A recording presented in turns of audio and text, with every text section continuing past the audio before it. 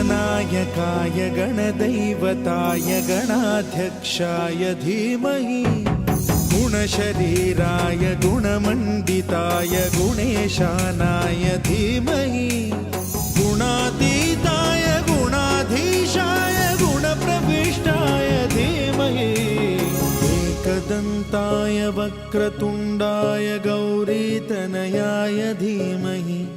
गजेशानाय भालचन्द्राय श्रीगणेशाय धीमहि